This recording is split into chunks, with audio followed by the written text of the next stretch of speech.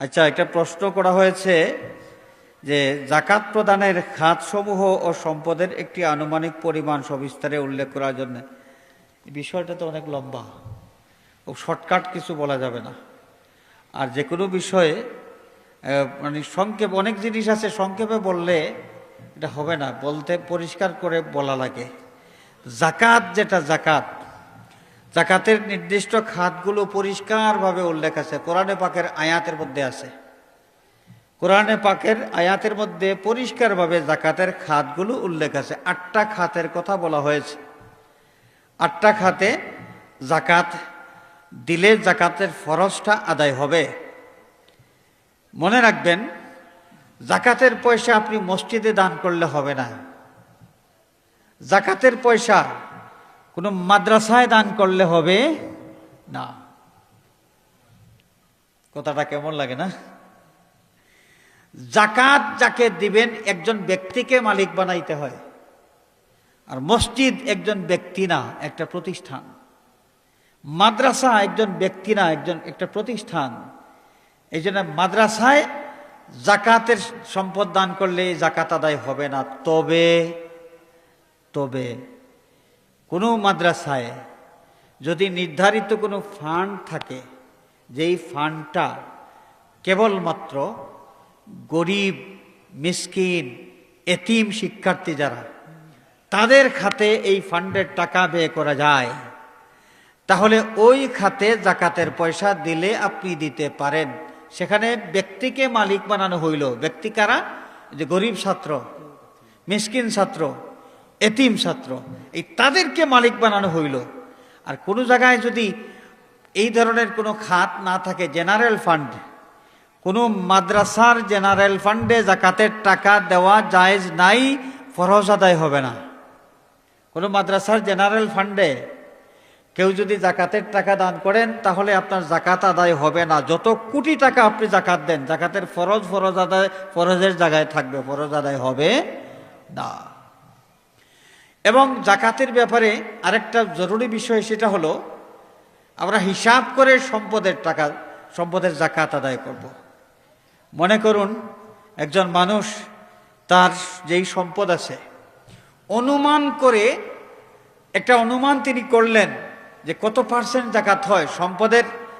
সম্পদের মূল্য যদি ধরা হয়, তাহলে 2.5%, 100 টাকায় 2.5 টাকা হারে জাকাত দেওয়া লাগে।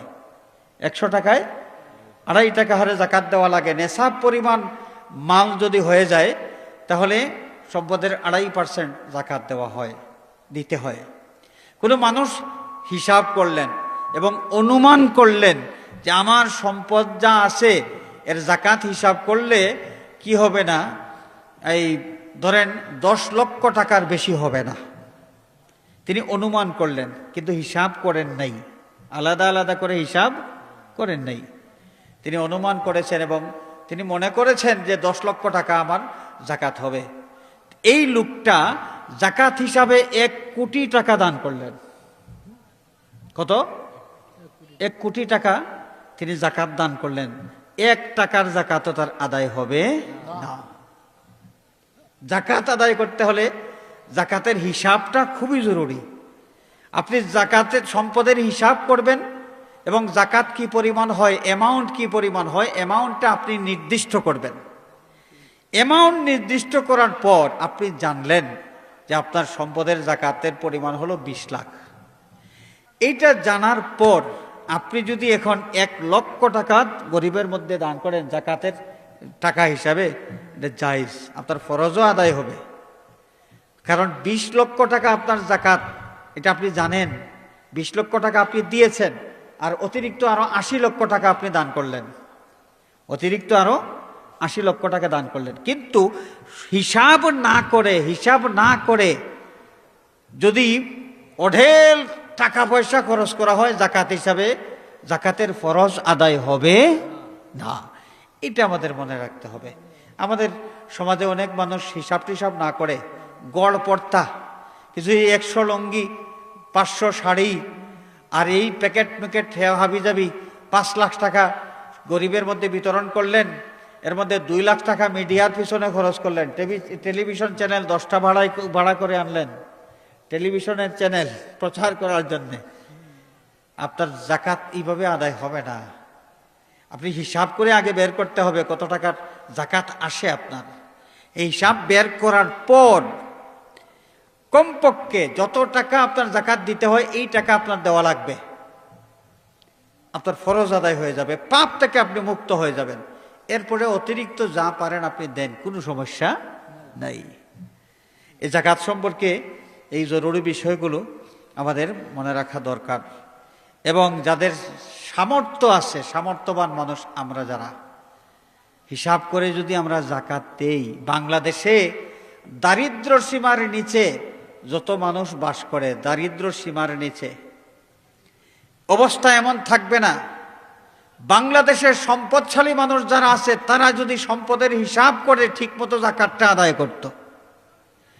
উমাইয়া খলিফা হজরতে ওমর বিন আব্দুল আজিজ রাদিয়াল্লাহু তাআলা আনহু মাত্র ১.৫ বছরের মতো তিনি সময় পেয়েছিলেন খেলাফত পরিচালনার। এরপরে তিনি ইন্তেকাল করেছেন ৯৯ সাল থেকে ১০১ সাল পর্যন্ত, ৯৯ হিজরি থেকে ১০১ হিজরি পর্যন্ত। এর মধ্যে ১০২ হিজরিতে তিনি ইন্তেকাল করলেন। তো এর মধ্যে প্রায় ১.৫ বছরের মতো তিনি খেলাফতের দায়িত্ব পালনের সুযোগ পেয়েছিলেন। সেই সময়, এই সংক্ষিপ্ত সময়ের মধ্যে তিনি অর্থনৈতিক কাঠামোটা এমন শক্ত ভিতের উপর তিনি দাঁড় করাইতে পেরেছিলেন যে কোনো মানুষ জাকাত দিতে হইলে তখন সমাজের মধ্যে প্রচার করা লাগতো, সমাজের কেউ আসেননি গো, জাকাতের কিছু টাকা আছে, জাকাতের টাকা নিবেন, কেউ থাকলে বলুন, যোগাযোগ করেন।